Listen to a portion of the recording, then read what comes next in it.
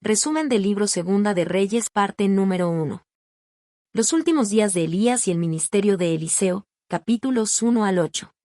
Introducción. El libro de Segunda de Reyes es una continuación del relato iniciado en Primera de Reyes, detallando la historia de los reinos de Israel y Judá, sus gobernantes y la influencia de los profetas de Dios en medio de tiempos turbulentos.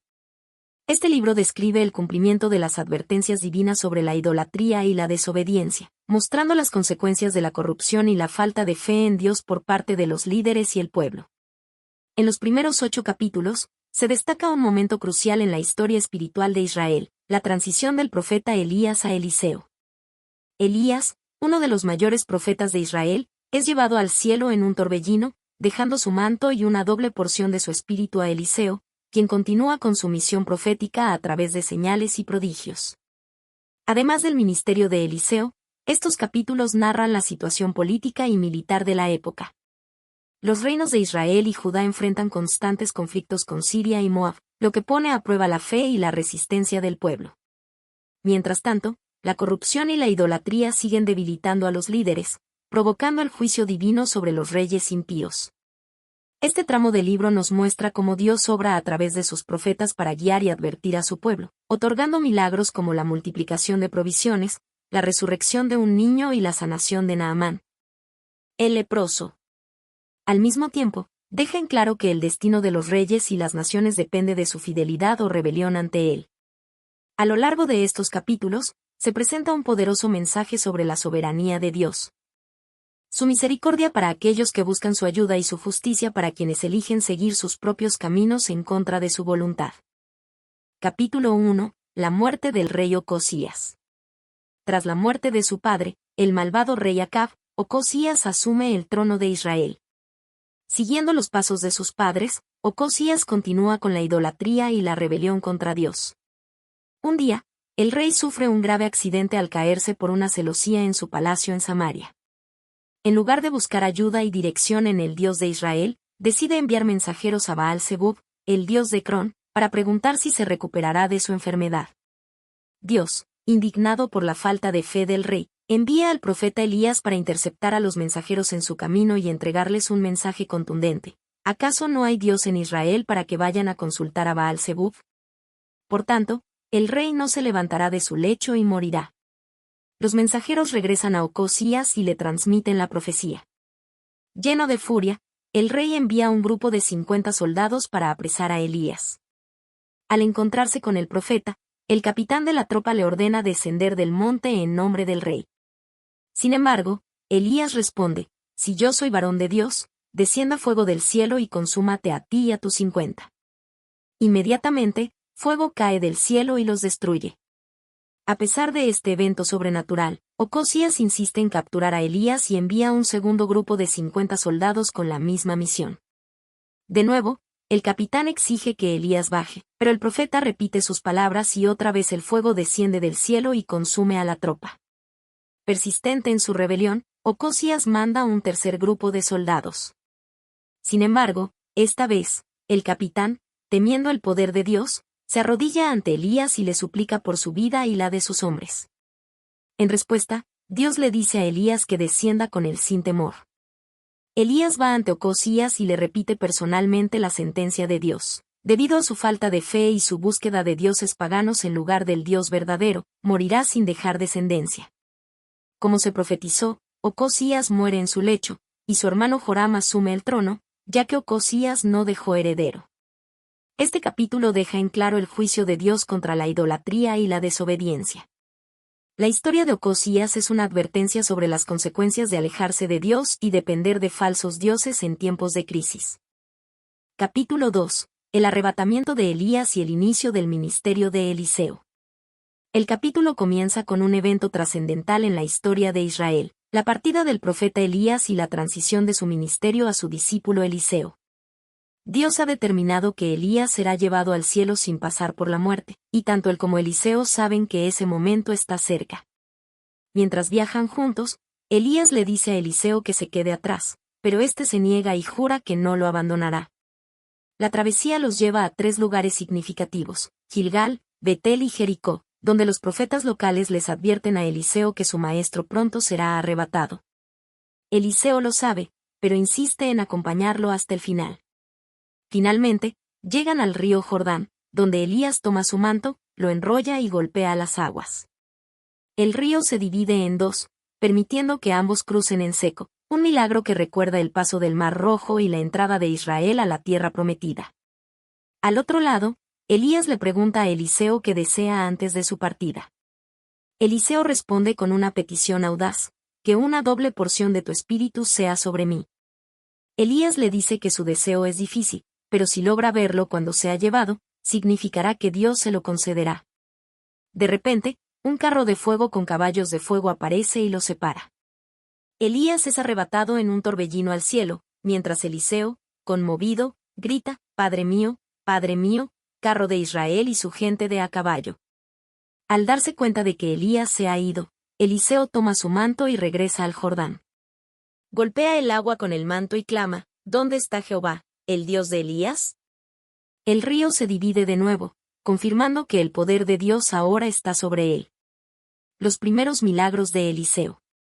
Eliseo regresa a Jericó, donde los habitantes le piden ayuda porque el agua de la ciudad está contaminada. Eliseo toma una vasija con sal, la arroja al manantial y declara en nombre de Dios que las aguas han sido sanadas. Desde ese momento, el agua se vuelve potable y ya no causa daño. Más tarde, mientras viaja a Betel, un grupo de jóvenes se burla de él diciéndole: calvo, sube, en referencia a la ascensión de Elías. Su burla no solo es contra Eliseo, sino contra Dios y su autoridad profética. Eliseo los maldice en el nombre de Jehová, y de repente dos osas salen del bosque y atacan a 42 de ellos. Este capítulo marca el fin de una era y el comienzo de otra. Elías, uno de los mayores profetas de Israel, ha sido llevado al cielo, y Eliseo se establece como su sucesor con una doble porción de su espíritu. Sus primeros milagros confirman que Dios está con él y que continuará guiando a Israel en tiempos difíciles. Capítulo 3. La victoria sobre Moab.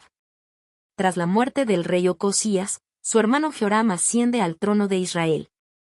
A diferencia de sus padres, Acab y Jezabel, Joram elimina el culto a Baal, aunque sigue practicando la idolatría y no se aparta de los pecados de Jeroboam, el primer rey de Israel. Durante su reinado, Mesa, el rey de Moab, quien había estado sujeto a Israel y pagaba un alto tributo de ovejas y lana, se rebela y deja de pagar impuestos. Ante esta amenaza, Joram decide ir a la guerra contra Moab y busca aliados. Se une con Josafat, el rey de Judá, un monarca piadoso, y con el rey de Edom, formando una coalición de 3 reinos contra Moab. El problema en el desierto. El ejército conjunto toma una ruta a través del desierto de Edom, pero tras 7 días de marcha, se quedan sin agua para sus tropas y animales. Ante esta crisis, Joram se desespera y culpa a Dios, temiendo que sean entregados en manos de Moab. En contraste, Josafat busca dirección divina y pregunta si hay un profeta de Jehová disponible. Uno de los oficiales menciona a Eliseo, el discípulo de Elías. Los reyes van a consultarlo, pero Eliseo reprende duramente a Joram, diciéndole que busque a los dioses de su padre Acab y su madre Jezabel. Sin embargo, por respeto a Josafat, Eliseo accede a buscar la voluntad de Dios. La profecía de Eliseo y el milagro del agua. Eliseo pide que le traigan un músico y, mientras la música suena, el Espíritu de Dios viene sobre él. Luego proclama un mensaje de esperanza y milagro. Dios enviará agua sin lluvia ni viento, pero los valles se llenarán y el ejército podrá beber. Además, Dios entregará a Moab en sus manos, permitiéndoles conquistar sus ciudades y debilitar sus tierras. A la mañana siguiente, el milagro sucede. Desde la dirección de Edom, el agua fluye y llena las trincheras del valle. El ejército, renovado por el agua, se prepara para la batalla. La victoria sobre Moab y la respuesta desesperada de su rey. Mientras tanto, los moabitas ven el reflejo del sol sobre las aguas y, desde la distancia, creen que es sangre. Suponen que los 3 reyes han peleado entre sí y se han destruido. Pensando que solo les queda saquear el campamento enemigo, se acercan sin preparación, y en ese momento, Israel y sus aliados los atacan con fuerza y los derrotan. El ejército de Joram arrasó Moab, destruyendo sus ciudades, cegando sus fuentes de agua y cortando sus árboles frutales, tal como Eliseo profetizó. Desesperado, el rey de Moab intenta una última maniobra, toma a 700 de sus mejores soldados y trata de romper las líneas enemigas para escapar, pero fracasa. En un acto de extrema desesperación y horror, sacrifica a su propio hijo primogénito sobre la muralla de la ciudad, ofreciéndolo como holocausto a su Dios. Este acto causa una gran conmoción en el ejército de Israel y sus aliados, quienes, al ver la intensidad de la ira de Moab y la brutalidad del sacrificio, deciden retirarse y regresar a sus tierras. Este capítulo muestra la fidelidad de Dios para proveer en tiempos de crisis, la importancia de buscar su dirección antes de actuar, y las terribles consecuencias de la idolatría y la desesperación cuando las personas confían en dioses falsos en lugar de en el Señor. Capítulo 4. Milagros de Eliseo. En este capítulo, Eliseo demuestra el poder de Dios a través de 4 milagros que reflejan la compasión de Dios y su provisión para los necesitados. 1. La viuda y la multiplicación del aceite. Una viuda de un profeta se acerca a Eliseo desesperada. Su esposo ha muerto y, debido a sus deudas, los acreedores planean tomar a sus hijos como esclavos. Con lágrimas en los ojos, suplica la ayuda del profeta. Eliseo le pregunta qué tiene en casa, y ella responde: No tengo nada, excepto una pequeña vasija de aceite. Eliseo le da una instrucción inusual. Pide prestadas tantas vasijas vacías como puedas a tus vecinos. Entra en tu casa, cierra la puerta y empieza a llenar las vasijas con tu pequeño frasco de aceite. La viuda obedece. Mientras ella y sus hijos vierten el aceite, milagrosamente las vasijas se llenan sin que el aceite se acabe. Cuando la última vasija se llena, el aceite deja de fluir. Eliseo le dice que venda el aceite, pague sus deudas y use lo que quede para vivir con sus hijos. Así, Dios no solo la rescata de la pobreza, sino que le da sustento para el futuro. 2. La mujer sunamita y su hijo resucitado. En la ciudad de Sunem, una mujer rica y su esposo muestran hospitalidad a Eliseo, ofreciéndole comida cada vez que pasa por la ciudad. Luego, deciden construirle una habitación en su casa, con una cama, mesa y lámpara para que descanse cuando lo necesite. Agradecido, Eliseo pregunta cómo puede recompensarla. Su criado Gehazi nota que no tiene hijos y su esposo es anciano, lo que significa que no tienen descendencia. Entonces, Eliseo le dice: El próximo año, en esta misma época, abrazarás un hijo. Tal como Eliseo profetiza, la mujer concibe y da a luz un hijo. Años después, el niño sufre un fuerte dolor de cabeza mientras trabaja con su padre en el campo. Lo llevan a su madre, pero muere en sus brazos. Desconsolada, la mujer coloca el cuerpo del niño en la habitación de Eliseo y parte apresuradamente en busca del profeta. Al encontrarlo, se aferra a sus pies y le dice con angustia: ¿Acaso te pedí un hijo? ¿No te dije que no me dieras falsas esperanzas? Eliseo entiende la gravedad de la situación y se dirige rápidamente a Sunem.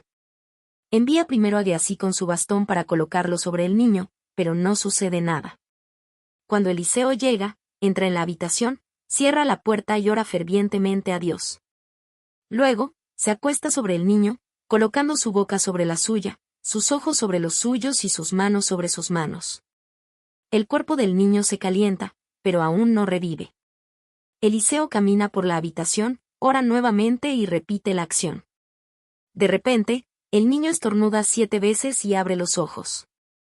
Eliseo llama a la madre y le dice: Toma a tu hijo. Ella cae a los pies del profeta en gratitud y luego abraza a su hijo con lágrimas de felicidad. 3. La purificación de la comida venenosa. Durante un tiempo de hambruna, Eliseo y los profetas cocinan una sopa con hierbas silvestres.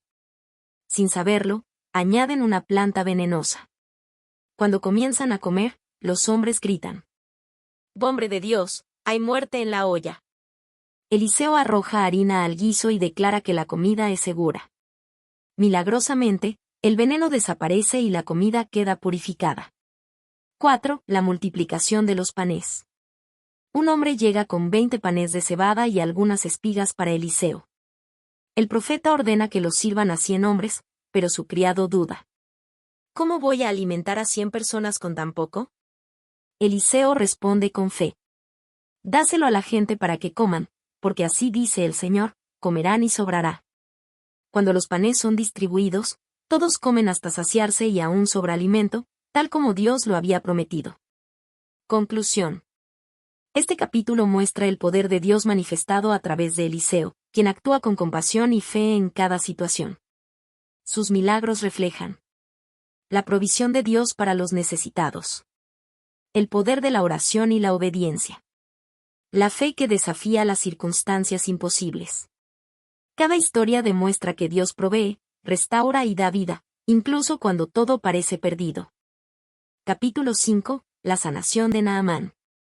Este capítulo narra la historia de Naamán, un poderoso comandante del ejército de Siria que sufre de lepra, y su encuentro con Eliseo, el profeta de Dios en Israel. La historia nos enseña lecciones sobre humildad, fe y obediencia, así como las consecuencias de la codicia. 1. Naamán, el general leproso. Naamán era un hombre de gran prestigio en Siria. Como comandante del ejército, había obtenido muchas victorias y gozaba del favor del rey. Sin embargo, a pesar de su fama y poder, tenía un problema que ninguna riqueza o influencia podía solucionar: sufría de lepra. Un día, una joven esclava israelita, que servía a la esposa de Naamán, le dijo: «Si mi señor fuera al profeta que está en Samaria, él lo sanaría de su lepra». Con esperanza, Naamán fue al rey de Siria y le pidió permiso para viajar a Israel. El rey le envió con una carta dirigida al rey de Israel, acompañada de una gran cantidad de oro, plata y ropa fina como pago por su sanación. 2. El encuentro con Eliseo. Al recibir la carta y ver los regalos, el rey de Israel rasgó sus vestiduras en desesperación y exclamó: «¿Acaso soy Dios para sanar a un leproso? Y este hombre solo busca una excusa para atacarme». Eliseo escuchó lo sucedido y envió un mensaje al rey: «Envíamelo, y sabrán que hay un profeta en Israel». Naamán llegó con su escolta a la casa de Eliseo, esperando un recibimiento grandioso. Pero, para su sorpresa, Eliseo ni siquiera salió a verlo. En su lugar, envió a su siervo con este mensaje: «Ve y lávate 7 veces en el río Jordán, y tu carne será restaurada». Naamán se sintió ofendido y se enojó mucho. «Pensé que el profeta vendría en persona, oraría a su Dios, movería sus manos sobre mí y me sanaría. ¿Acaso los ríos de Damasco no son mejores que las aguas de Israel? ¿Por qué debería bañarme en este río?». Lleno de orgullo, Naamán estaba a punto de regresar sin recibir su milagro, pero sus siervos lo convencieron de obedecer.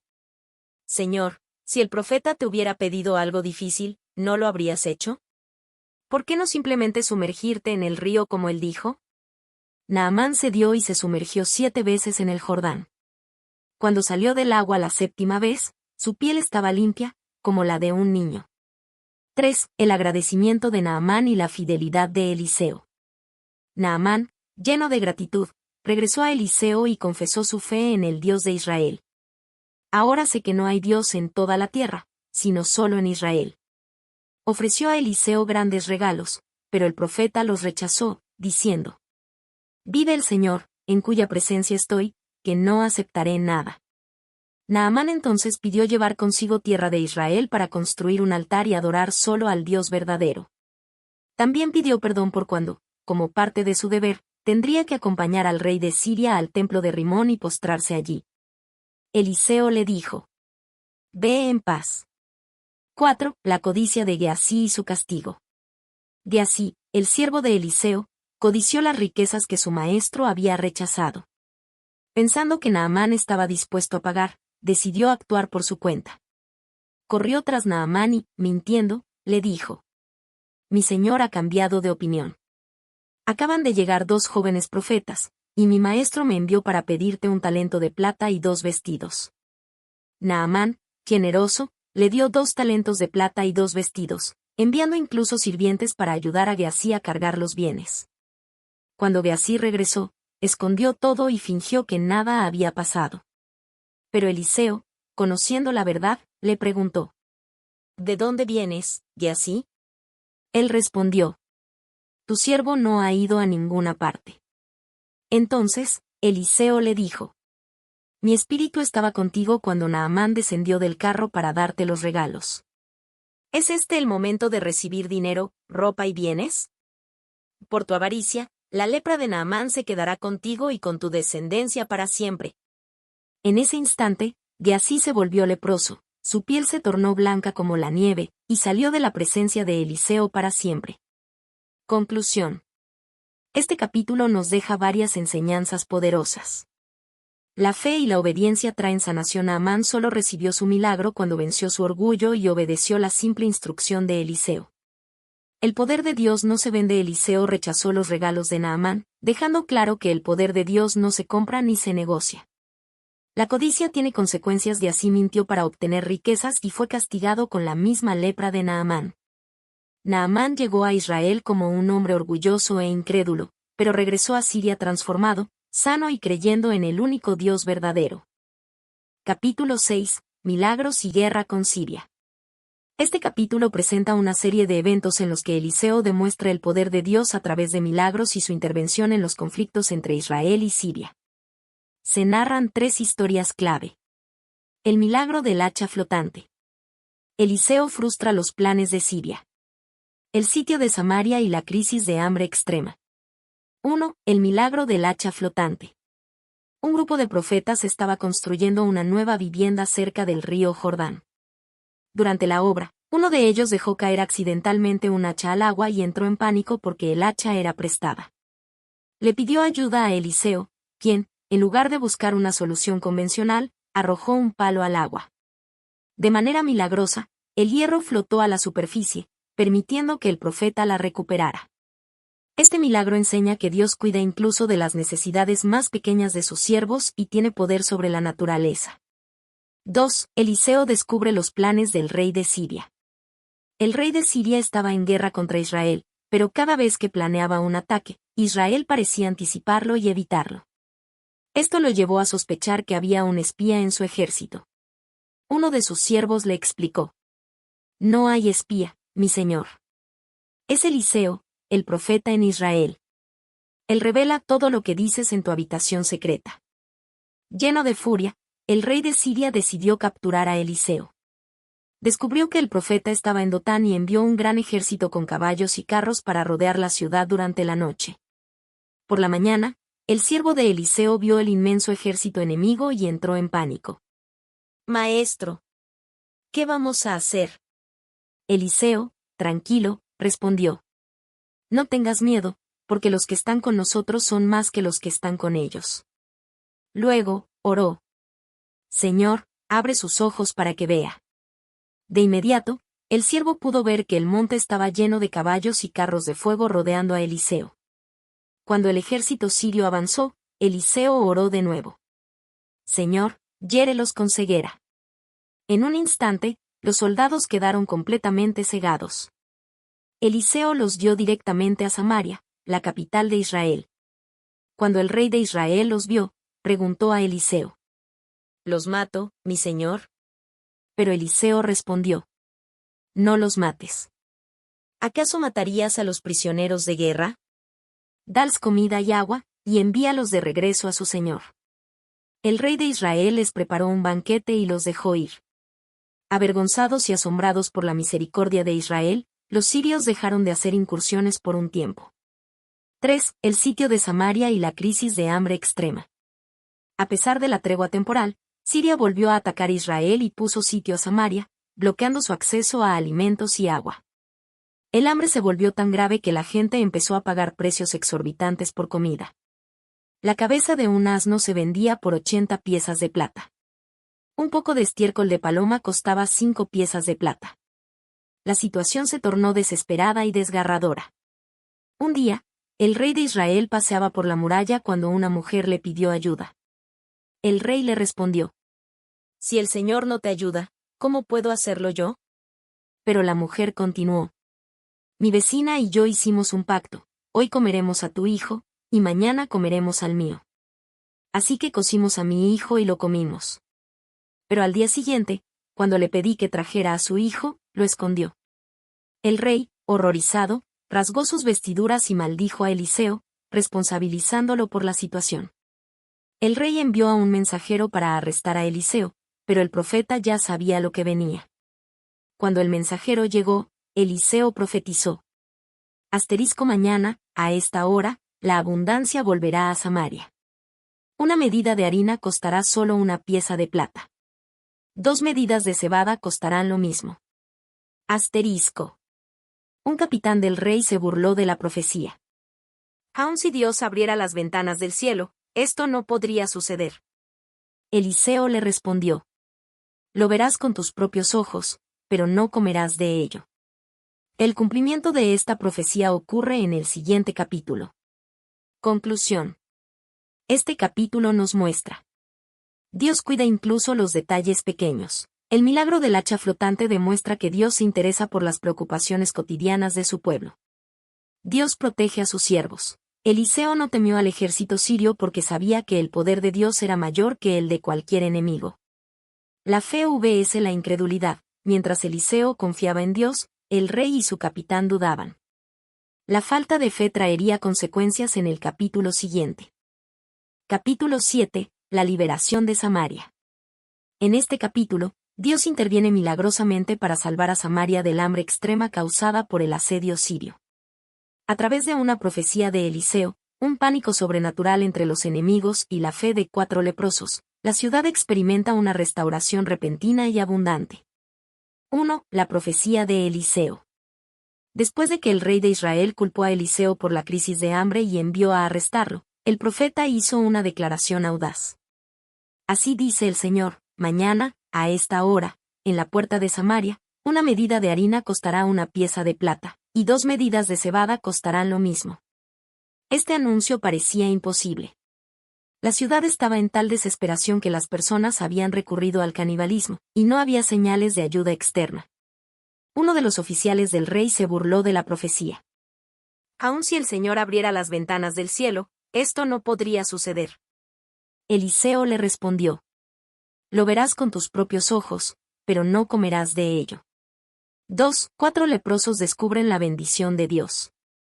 Mientras tanto, 4 hombres leprosos estaban sentados a las afueras de la ciudad, ya que no podían entrar debido a su enfermedad. Morían de hambre y tomaron una decisión radical. Si nos quedamos aquí, moriremos. Si entramos en la ciudad, también moriremos de hambre. Vamos al campamento de los sirios, si nos dejan vivir, viviremos, y si nos matan, moriremos de todos modos. Con valentía, al anochecer, se dirigieron al campamento enemigo. Pero al llegar, descubrieron algo sorprendente. El campamento estaba completamente vacío. 3. Y Dios hace huir al ejército sirio. Dios había provocado una ilusión auditiva en los soldados sirios, haciéndoles escuchar el sonido de un enorme ejército con caballos y carros de guerra. Pensando que Israel había contratado a los hititas y egipcios para atacarlos, entraron en pánico y huyeron en plena noche, dejando todo atrás. Tiendas llenas de alimentos y provisiones. Oro, plata y ropas. Caballos y asnos. Los 4 leprosos, maravillados, comieron, bebieron y recogieron tesoros. Luego, se dieron cuenta de que debían compartir la noticia con la ciudad. No estamos haciendo bien. Este es un día de buenas noticias y no podemos callarlas. Si esperamos hasta la mañana, seremos culpables. Vamos y avisemos al palacio. Regresaron a Samaria y contaron a los centinelas lo que habían visto. El mensaje llegó al rey, quien inicialmente sospechó que era una trampa siria. Para asegurarse, envió exploradores con carros y caballos. Descubrieron que todo el camino estaba lleno de armas y provisiones abandonadas por el ejército enemigo. 4. El cumplimiento de la profecía. Cuando el pueblo escuchó la noticia, corrieron al campamento enemigo y recogieron el botín. Tal como Eliseo había profetizado. Una medida de harina costó una pieza de plata. 2 medidas de cebada costaron lo mismo. En su desesperación, la multitud corrió hacia las puertas de la ciudad para obtener provisiones. En el caos, el oficial del rey que se había burlado de la profecía fue pisoteado y murió, cumpliéndose así la palabra de Eliseo. Lo verás con tus propios ojos, pero no comerás de ello. Conclusión. Este capítulo resalta el poder de Dios para liberar a su pueblo en el momento más oscuro. También nos deja importantes lecciones. Dios provee de maneras inesperadas, cuando la situación parecía imposible, Dios actuó de forma sobrenatural para traer abundancia. La incredulidad tiene consecuencias. El oficial del rey no creyó la profecía y pagó el precio por su incredulidad. Compartir las bendiciones de Dios. Los leprosos pudieron quedarse con las riquezas, pero decidieron compartir las buenas noticias con la ciudad. Este evento demuestra que Dios es fiel a sus promesas y que su poder es mayor que cualquier enemigo o crisis. Capítulo 8. Profecías y cambios en el liderazgo. Este capítulo presenta una serie de eventos clave que marcan cambios significativos en el liderazgo de Israel, Judá y Siria. Eliseo, como profeta de Dios, advierte sobre tiempos difíciles, anuncia cambios en el poder y revela el destino de varias naciones. 1. La profecía de los 7 años de hambre. El capítulo comienza con Eliseo advirtiendo a la mujer sunamita, a quien previamente había bendecido con un hijo y luego resucitado, Segunda de Reyes 4.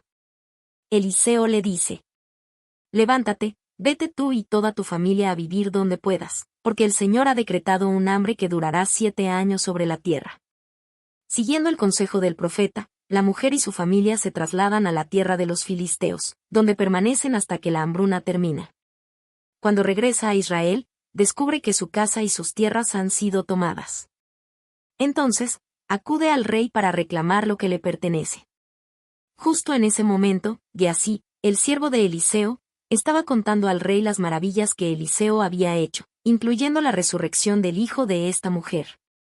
El rey, impresionado por la historia y viendo la mano de Dios en su vida, ordena que le devuelvan todas sus propiedades y los ingresos obtenidos de ellas durante su ausencia. Este evento muestra la fidelidad de Dios y cómo Él cuida de aquellos que confían en su palabra. 2. La profecía sobre Hazael y el futuro de Siria. Después de esto, Eliseo viaja a Damasco, la capital de Siria, donde el rey Ben-Hadad estaba gravemente enfermo. Cuando el rey se entera de que Eliseo ha llegado, envía a su oficial Hazael con regalos para consultar al profeta y preguntarle: ¿sanaré de esta enfermedad? Eliseo responde de una manera misteriosa: dile que ciertamente sanará, pero el Señor me ha revelado que morirá. Luego, Eliseo fija su mirada en Hazael y comienza a llorar. Sorprendido, Hazael le pregunta por qué llora, y el profeta responde con una terrible revelación: porque sé el mal que harás a los hijos de Israel, quemarás sus fortalezas, matarás con espada a sus jóvenes, destrozarás a sus niños y abrirás el vientre de sus mujeres embarazadas. Hazael, asombrado, responde: ¿quién soy yo para hacer tal cosa? ¿Acaso soy más que un perro? Eliseo le dice: el Señor me ha mostrado que serás rey de Siria. Hazael regresa al palacio y le dice a Ben-Hadad que Eliseo predijo que se recuperaría. Pero al día siguiente, Hazael ahoga al rey con una manta empapada en agua y se proclama nuevo rey de Siria. Esto marca el inicio de un periodo oscuro para Israel, ya que Hazael se convertirá en un enemigo cruel y despiadado. 3. Joram, el rey malvado de Judá. Mientras tanto, en Judá, Joram, hijo de Josafat, asume el trono. Sin embargo, a diferencia de su padre, Joram sigue los caminos de los reyes malvados de Israel, influenciado por su esposa Atalía, hija de Acab y Jezabel. Bajo su reinado, Judá cae en idolatría y corrupción, apartándose de Dios. Por causa de su maldad, Dios permite que Edom y Libna se rebelen contra Judá, debilitando su dominio. Finalmente, Joram muere sin ser honrado por su pueblo, y su reinado es recordado con vergüenza. 4. Ocosías, un rey impío en Judá. Después de la muerte de Joram, su hijo Ocosías se convierte en rey de Judá. Sin embargo, también sigue el camino de la maldad, influenciado por su madre Atalía. Durante su breve reinado, se une a Joram, rey de Israel, hijo de Acab, para luchar contra Hazael de Siria. En la batalla, Joram es herido y regresa a Jezreel para recuperarse, y Ocosías va a visitarlo. Este encuentro marcará el principio de su caída, ya que pronto Dios levantará a un nuevo líder que traerá juicio sobre la casa de Acab y todos sus aliados. Conclusión. Este capítulo muestra cómo Dios guía la historia de las naciones, levantando y derribando reyes según su voluntad. También nos deja valiosas lecciones. Dios cuida de los que le son fieles, como lo hizo con la mujer sunamita.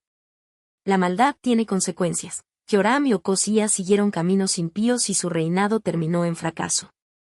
Dios conoce el futuro y revela su voluntad a sus siervos. Eliseo anunció con exactitud lo que ocurriría con Hazael y el destino de Israel. A pesar de la crisis y la maldad en el liderazgo de Judá e Israel, Dios seguía teniendo el control de la historia y preparaba el camino para los eventos que vendrían. Conclusión. Los primeros 8 capítulos de Segunda de Reyes nos presentan una etapa crucial en la historia de Israel y Judá, marcada por la transición profética de Elías a Eliseo, el juicio divino sobre los reyes impíos y la intervención de Dios en medio de la crisis. Uno de los temas centrales de estos capítulos es la soberanía de Dios, quien dirige los acontecimientos de las naciones, levantando y derribando líderes según su justicia. Los reyes que eligen la idolatría y la desobediencia enfrentan el juicio divino, mientras que aquellos que buscan al Señor encuentran su favor y protección. Asimismo, el ministerio de Eliseo demuestra que Dios sigue activo y presente en la vida de su pueblo. A través de numerosos milagros, como la multiplicación del aceite, la resurrección del hijo de la Sunamita, la sanidad de Naamán y la liberación de Samaria, vemos que Dios se preocupa no solo por la nación en su conjunto, sino también por las necesidades individuales de su pueblo. A pesar de la corrupción y el caos político, Dios no abandona a su pueblo. Incluso en los momentos más oscuros, su palabra sigue guiando a aquellos que eligen confiar en Él. Estos capítulos nos recuerdan que la fidelidad a Dios trae bendición, mientras que el alejamiento de Él conduce a la ruina. Eliseo es un testimonio de cómo Dios respalda a quienes le sirven con integridad, mientras que la caída de reyes como Ocosías y Joram demuestra las trágicas consecuencias de la rebeldía contra Dios. En definitiva, Dios es justo y misericordioso, obrando en la historia para cumplir su propósito. A través de estos relatos, somos invitados a reflexionar sobre nuestra propia vida. ¿Estamos confiando en Dios y obedeciendo su palabra? ¿O estamos siguiendo caminos que nos alejan de Él? La historia de Segunda de Reyes nos enseña que, sin importar las circunstancias, Dios sigue teniendo el control y busca personas que le sean fieles para manifestar su poder en sus vidas.